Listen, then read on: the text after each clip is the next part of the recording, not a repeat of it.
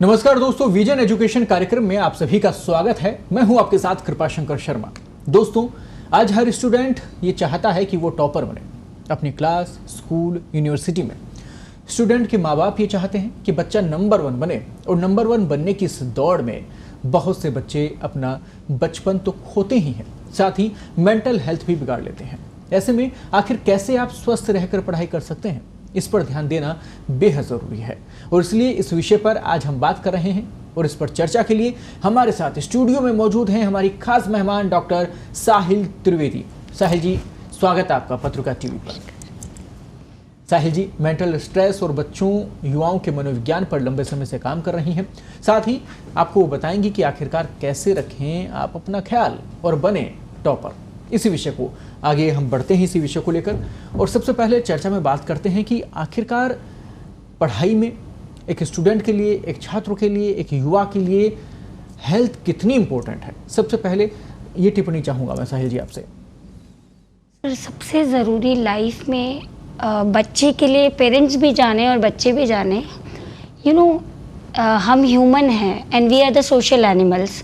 हम सामाजिक प्राणी हैं, लेकिन अभी हम लोग क्या बन गए? Human is not human. इंसान ना होके या तो मशीन है, या हम लोग छोटी छोटी बातों में लड़ने का मतलब we are behaving like animals. तो सबसे पहले ह्यूमन का ह्यूमन बनना ज़रूरी है, इंसान का इंसान बनना ज़रूरी, क्योंकि इंसान ही नहीं है। सबसे बड़ी प्रॉब्लम ये है, सबसे बड़ी समस्या है कि इंसान ही नहीं है, क्योंकि उस भागदौड़ भरी जिंदगी में इनका कहने का मतलब है कि कहीं ना कहीं आप अपने आप को पीछे छोड़ रहे हो। कहीं ना कहीं आपके जो लक्ष्य हैं, आपकी जो मंजिल है, उनके पीछे इस प्रकार से भागे जा रहे हैं कि बचपन छूट जाता है। और जो युवा अवस्था की जिसकी हम बात करते हैं, जिसके ऊपर पूरा देश निर्भर करता है, युवा के ऊपर, तो कहीं ना कहीं हम उस अवस्था को भी पीछे छोड़ते हैं जब हम सिर्फ एक दिशा में भागते रहते हैं, जब तक कि हमें मंजिल नहीं मिल जाती। मंजिल के लिए भागना सही है, लेकिन उसके लिए अपने आप को ख़त्म कर देना वो सही नहीं है। लगातार इस प्रकार की खबरें भी सामने आती हैं साहिल जी। कोटा से भी सामने आती हैं। कोटा शिक्षा नगरी है, वहाँ एजुकेशन को लेकर बहुत अच्छा माहौल है, लेकिन उसके बावजूद भी वहाँ से कई बार खबर आ जाती है कि अवसाद के कारण स्टूडेंट ने टॉपर नहीं आने के कारण, कम मार्क्स आने के कारण सुसाइड कर लिया। जयपुर से, कलकत्ता से, उदयपुर से, कहीं से भी इस प्रकार की घटनाएं सामने आ सकती हैं। तो ऐसे में ये कंडीशन क्यों बनती है? आखिरकार एक स्टूडेंट इस लेवल तक पहुँचता कैसे है कि वो सिर्फ नंबर नहीं अच्छा है इसलिए सुसाइड कर लेता है? सर, मैं आपको एक चीज़ बताना चाहूँगी और सभी पेरेंट्स का भी अटेंशन चाहूँगी। एक्चुअली क्या होता है कि अगर हम सपोज सर ये काम करिए कि हर पेरेंट चाहता है मेरा बेटा आईएएस बने या कलेक्टर बने या एसपी बने या जज बने, जो भी। अभी अगर हमारी जितनी जनरेशन, मतलब जितनी भी हमारी पॉपुलेशन है, अगर हमारे पास आईएएस की पोस्ट 500 है और हमारे 5 लाख पेरेंट्स चाहते हैं कि बच्चे आईएएस बने, तो इज़ इट पॉसिबल? क्या पॉसिबल है? संभव नहीं हो पाएगा। इट इज इम्पॉसिबल ना। तो हम लोग, और जैसे हम लोग बॉर्न होते हैं ना, अभी तो हमारी बर्थ से हमारी एक इनर पोटेंशियल होती है। कई बार मैंने न्यूज़ में पढ़ा है कि एक ब्लाइंड पर्सन बहुत सुंदर पेंटिंग्स बनाता है। जो बचपन से अंधा है वो बहुत सुंदर पेंटिंग्स कैसे बनाता है? तो इनर पोटेंशियल हमें अपने बच्चे की जानना ज़रूरी है, बच्चों को भी इसके लिए प्रिपेयर करना ज़रूरी है। सर, आपने बचपन से देखा होगा कि बॉयज़ ना कार, ट्रक, गन और इन चीज़ों से खेलते हैं, और गर्ल्स बार्बी डॉल, घर, मतलब they are having the potential कि घर संभालना। गर्ल्स आर लाइक वो बाइंड करके रखती हैं, सबको जोड़ के रखती है ना। तो ये इनर पोटेंशियल ही तो है। अपने जब वो 3 इयर्स की बच्ची थोड़ी जानती है कि मुझे डॉल ही क्यों, लेकिन अब 2 साल के बच्चे को बाजार में ले जाओ, वो गन और ट्रक ही पसंद करता है। तो यानी अंदर से उसके अंदर कुछ इनर पोटेंशियल है जो गॉड ने बना के भेजा है। तो हमारे लिए सबसे ज़रूरी है अपने बच्चे के इनर पोटेंशियल को जानना। हर बच्चा कलेक्टर नहीं हो सकता, हर बच्चा डॉक्टर नहीं हो सकता, और पेरेंट्स हमें प्रेशराइज करेंगे तो बच्चा क्या करेगा कि मैं अपने पेरेंट्स की जो उनकी इच्छाएं हैं वो पूरी नहीं कर पाया, उनकी उम्मीदों पे खरा नहीं उतर पाया, और फाइनली वो अपनी ज़िंदगी को क्विट कर लेता है, क्योंकि वो समाज के, अपने पेरेंट्स के ताने नहीं सुनना चाहता। और मतलब हम 2 तरह के, मतलब बच्चों को मशीन बनाना चाहते। सर, मैं एक एग्जांपल दूंगी। एक छोटे बच्चों की स्कूल में काउंसलिंग कर रही थी, आज ही की बात है, सुबह की।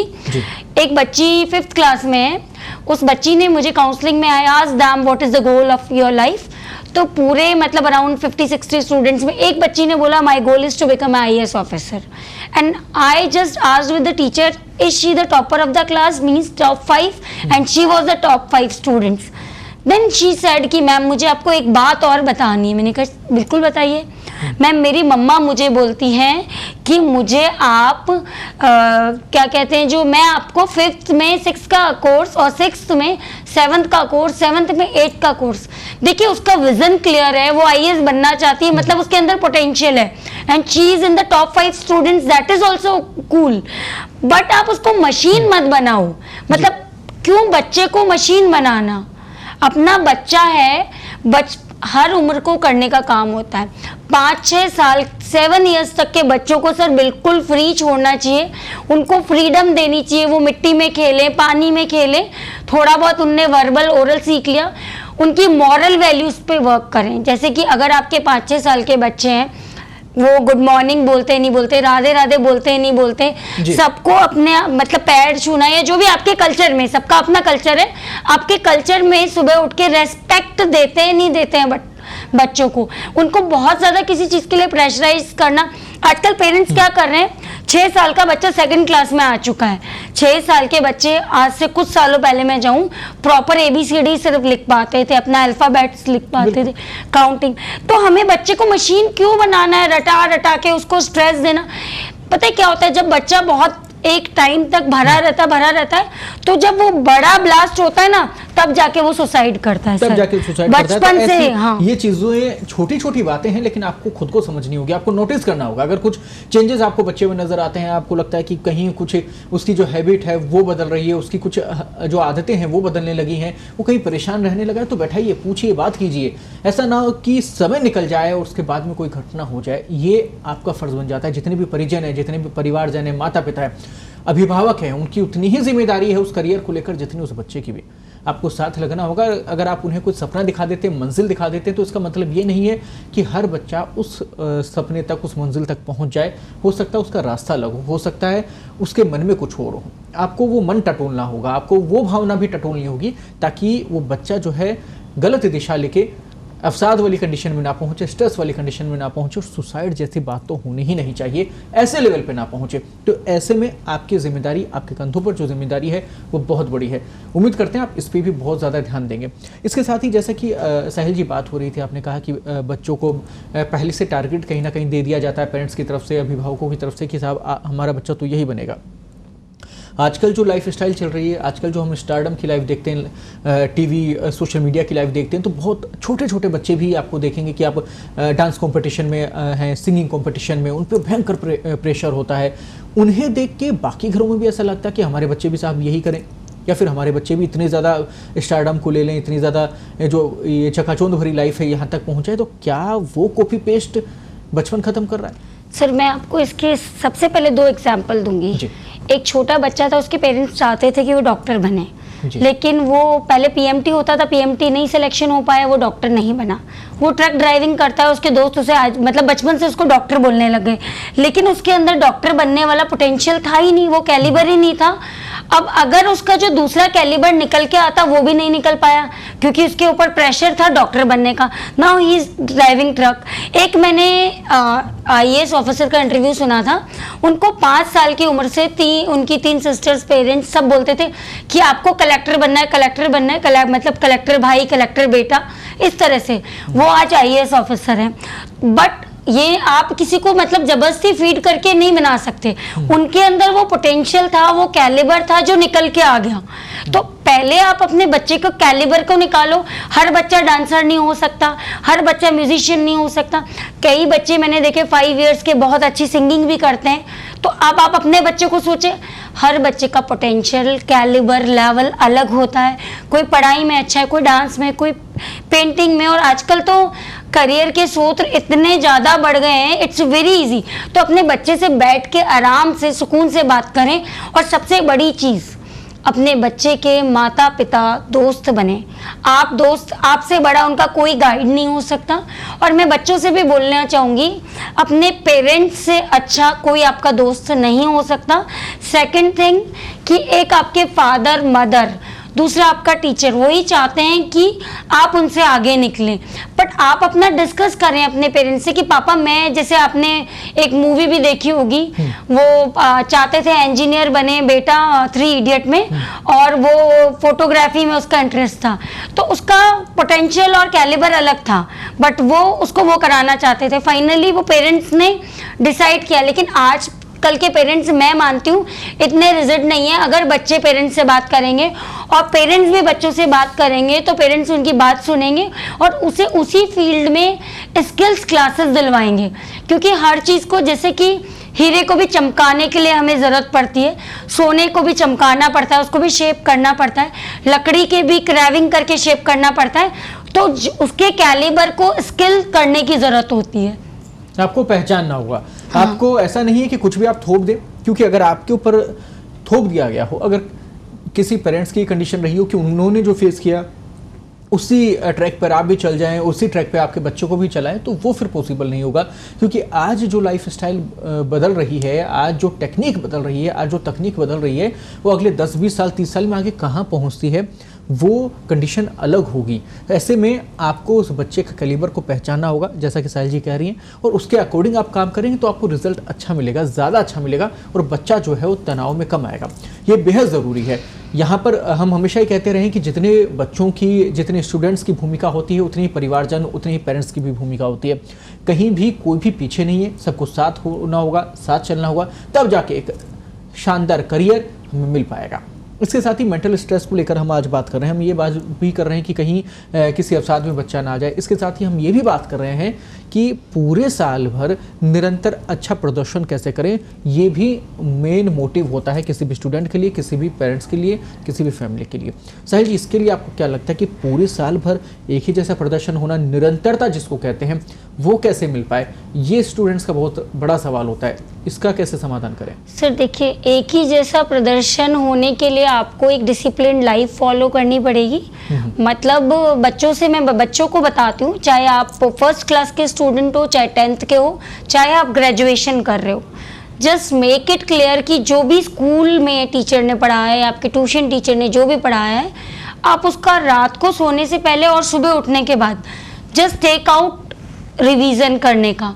रीड, मतलब सबसे पहले टीचर ने पढ़ाया, that is read. Follow 3 hours for your learning. Read, repeat and then recall. तो आपने फर्स्ट टाइम जो पढ़ा that is read, second time जो पढ़ा that is repetition, and third is recall.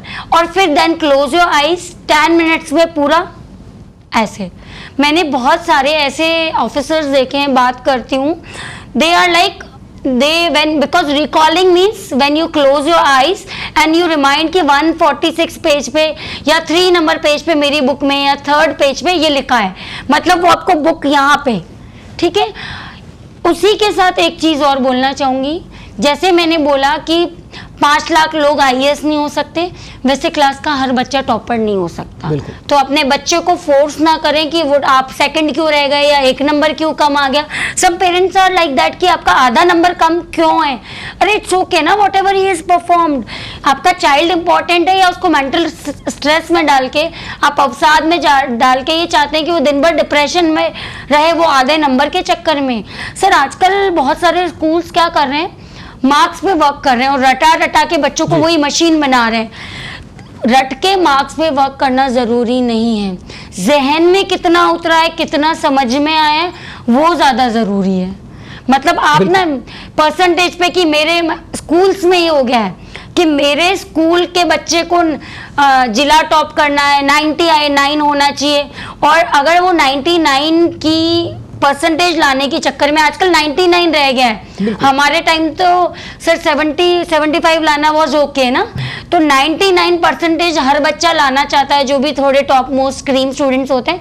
उस चक्कर में वो स्ट्रेस, ओबेसिटी, टेंशन, एंजाइटी का शिकार हो जाता है। उसकी 99% तो बन जाती है, but he is not a human, he is a machine. वो एक सोशल बीइंग नहीं बन पाता।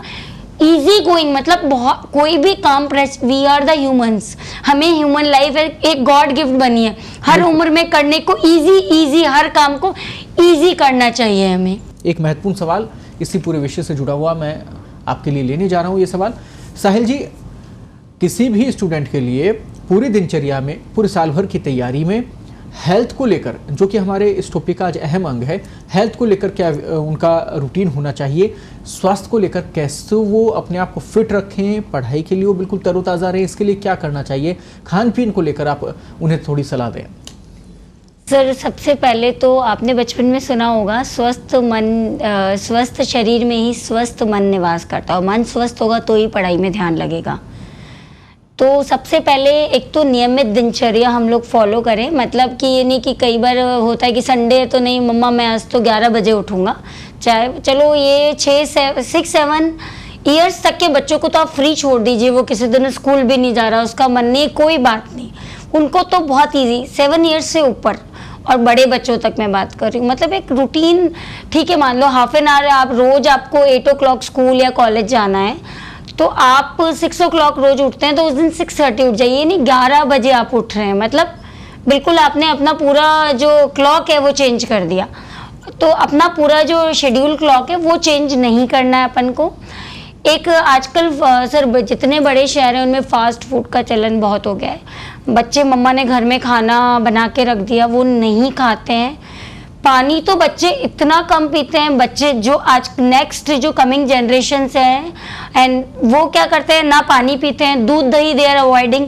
उनके लिए बर्गर मंगा दो, मतलब कहीं से भी ऑर्डर कर दो, पिज्ज़ा मंगा दो, चाउमीन मंगा दो, ठीक है। Every celebrity and big people are also doing कि once in 15 days you can do a cheat day, तो आप कभी कभी मन किया for your taste buds you can do that, अपने स्वाद के लिए कभी कभी कर सकते हैं। बट आप रेगुलर एवरी सेकंड डे या रोज ऐसी चीज़ें खाएंगे कि एक दिन घर में बन गया इसी तरह का फास्ट फूड और इसी तरह का आपने एक दिन बाहर से मंगा लिया, फिर एक दिन स्कूल कॉलेज की कैंटीन में खा लिया, तो बच्चे ऐसे ही कर रहे हैं, एक दिन मम्मी आज आप बना दो, कल वहाँ से ऑर्डर कर दो और परसों कैंटीन से।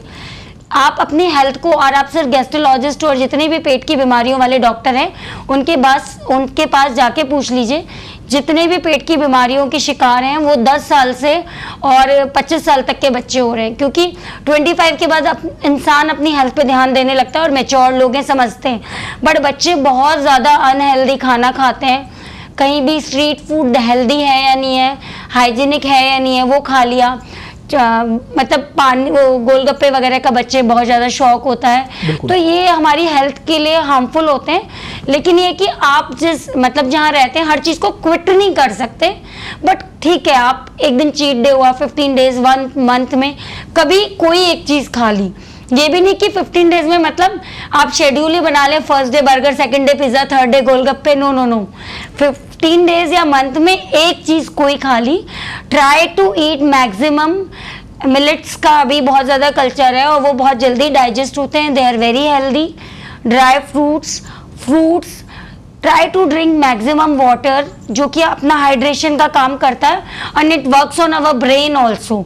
अगर जितना आप पानी पीते हैं आपका दिमाग ठंडा भी रहता है, और हाइड्रेशन हर चीज़ के लिए ज़रूरी है, हमारी बॉडी के शुगर लेवल को कंट्रोल करने के लिए, बीपी को कंट्रोल करने के लिए बहुत अच्छा रोल प्ले करता है। क्योंकि कई बार आजकल तो सर मैं बहुत छोटे बच्चों में 5 साल की 6 साल की उम्र से डायबिटीज भी सुन रही हूँ, तो अब उस बच्चे की कोई गलती नहीं है उसमें, बिल्कुल दिनचर्या ऐसी हो गई। कुछ दिनचर्या उसकी मदर की उस टाइम प्रेगनेंसी में रही होगी तो 5 साल की उम्र में, और हम लोग बच्चों की हर जिद पूरी कर रहे हैं।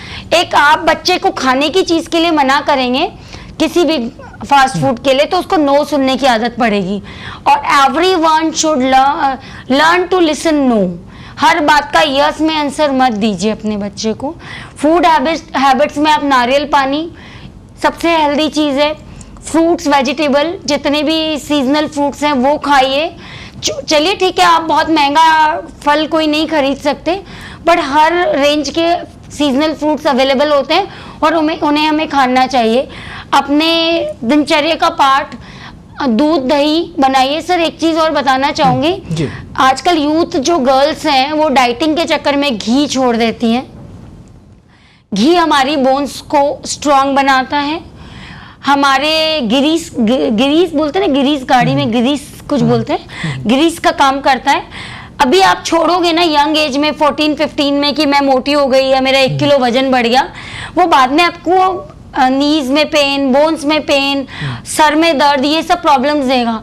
अपनी जो जितनी भी रूटीन लाइफ है ना, आपको विटामिन सी, बी, डी जितने भी विटामिन हैं जो आप सोशल मीडिया का यूज़ करते हैं या कोई भी आर्टिफिशियल इंटेलिजेंस का यूज़ करते हैं, उससे अपना चार्ट बना के प्रॉपर फूड लीजिए जिसमें कि आपका विटामिन बी, सी, ई, डी जो भी है, सारा प्रोटीन, फाइबर, सारा डाइट डेली में कुछ कुछ क्वांटिटी में ऐड ऑन हो। ये अपना चार्ट आपको अपने हिसाब से बनाना पड़ेगा। बिल्कुल, आप अपने हिसाब से बना लीजिए। वो चार्ट जो है कहीं ना कहीं आपके लिए इतना अच्छा रूटीन आपको दे देगा कि आपको फिर पलट के देखने की ज़रूरत नहीं होगी, और एक बार आपकी हैबिट में अच्छी चीज़ें आ गई फिर आपको परेशानी का सामना नहीं करना पड़ेगा। देखिए, शुरुआत में मुश्किल जो ज़रूर हो सकती है किसी भी चीज़ के लिए, जब हम किसी भी चीज़ को शुरू करते हैं, किसी भी अच्छे काम की शुरुआत करते हैं, तो उस समय मुश्किल ज़रूर हो सकती है, लेकिन उसके बाद में फिर आपको जो रिजल्ट मिलता है वो आपके भविष्य को संवार देता है। ऐसे में घबराए नहीं, आप आगे बढ़ें और अपने स्वास्थ्य का ज़रूर ध्यान रखें। ऐसा ना हो कि पूरे दिन आप पढ़ाई करते रहें और ऐसे में आपको खुद का जो स्वास्थ्य है, खुद की जो स्थिति है, उसको आप खराब कर लें। ऐसा भी नहीं होना चाहिए। हर चीज़ मैनेज करके चलेंगे तो आपके लिए बहुत इंपॉर्टेंट ही हो जाएगी। साहिल जी, एक और सवाल मैं यहाँ पर लेना चाहूँगा। कई बार आपने ऐसे स्टूडेंट्स को सुना भी होगा, उनके पेरेंट्स की शिकायत भी रही होगी, आपने लोगों को सुना होगा कि एग्ज़ाम्स जब आते हैं या फिर कोई भी ऐसे तो कुछ तैयारी उन्हें करनी होती है, उससे पहले उनकी तबीयत बिगड़ने लगती है, उन्हें बुखार हो जाता है, पेट खराब हो जाता है, सर दर्द हो जाता है। इस प्रकार की परेशानी कई स्टूडेंट्स को आती है। इसका कारण क्या समझ में आता है? सर, वो एक्स्ट्रा तनाव, बहुत ज़्यादा तनाव उसका ले लेते हैं। मतलब किसी भी वो एग्ज़ाम उनके ऊपर, उनके ब्रेन पे, उनके माइंड पे हावी हो जाता है। तो हम किसी भी चीज़ को अपने ऊपर, किसी भी एग्ज़ाम को अपने ऊपर हावी ना होने दें। मतलब इजी गोइंग, कंफर्टेबल जोन में।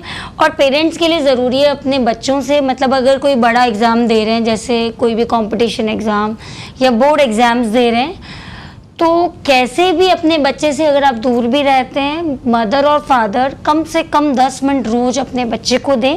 एक जो कम्युनिकेशन गैप आजकल पेरेंट्स और बच्चों में हो गया है, उसको बिल्कुल ख़त्म करने की कोशिश करें।